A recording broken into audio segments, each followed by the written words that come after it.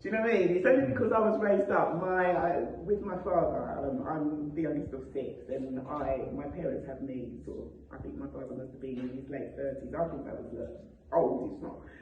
And but I always looked up to my parents, and my father was like a proper gentleman. That's why if I see men on the street now and they're rude and they're swearing and this, that, what have you, it's like that's just an embarrassment because I was used to being raised up by a proper gentleman. That's how I grew up, right? And so when I see things like that, it's like, whoa, that's the character of a proper gentleman. It really stood out. But not only that, it was the determination. It was determination to find his family. He was only 12, and he took on the responsibility of making sure his mother was taken care of. And once that was okay, to consistently keep looking around for his siblings until he eventually found them. That's what stood out for me. And you're probably saying, is this a true story? Do you think it's a true story, or do you think it's all fiction? Do you think it's fact or fiction? It's probably based on the truth. Who thinks it's based on the truth? Yeah, I'm sure. You think so? Yeah, because when a story is told so well, and there's all these little details in there, and it's like, whoa, there must be a reason why they've written it. It's either based on truth, or it is a true story. Yeah, and you're correct, it is a true story, if I can find where I've written the rest of it. Yeah, so basically, the Impossible is a true story of a Beblon Alvarez family who survived the devastating 2004 Indian Ocean tsunami. The harrowing experiences and miraculous reunion serves as a testament to the power of the human spirit in the face of disaster. The 2012 Impossible is now on Netflix. You can see it on Netflix, you know, if any of you want to watch it. Yeah, so it's set in the aftermath of the deadly tsunami. Anybody remember that when it was on the news and everything in 2004? Yeah, so basically, I just wanted to share that with you. I have a poem which I want to share regarding this. It's called The Fight. Imagine you're standing in the edge of a beach looking into the water. It's a beautiful beach, the best you've ever been to. The water is pure, the sand soft, and it's all yours, this wonderful beach. And you're standing there, you see a tsunami approaching. You can't believe it.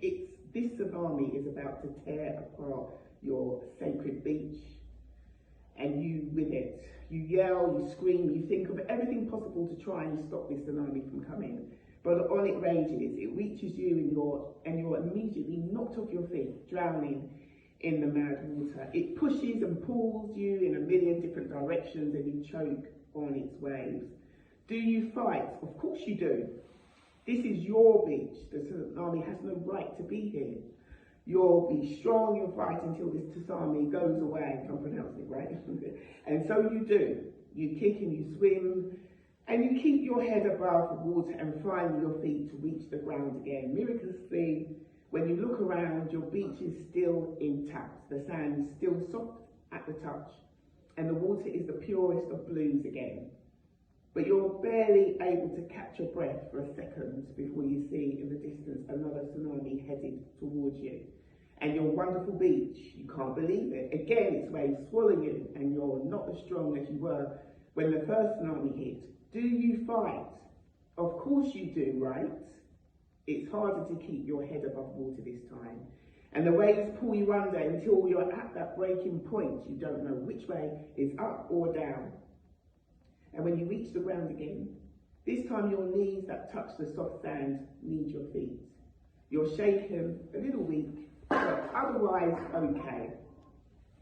You get to your feet, look out into the water, and your heart stops. Another tsunami headed your way.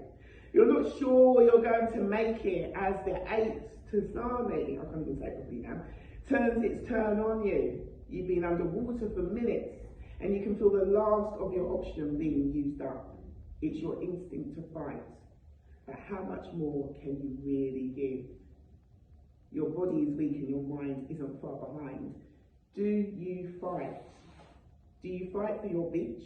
You think of its perfection, and it dawns on you that no one in their right mind would give up a beach like that, so you should fight, shouldn't you? You don't know anymore. Is it worth it? The beauty of the beach is matched by the terror of tsunamis. It's not possible for you to have one without the other.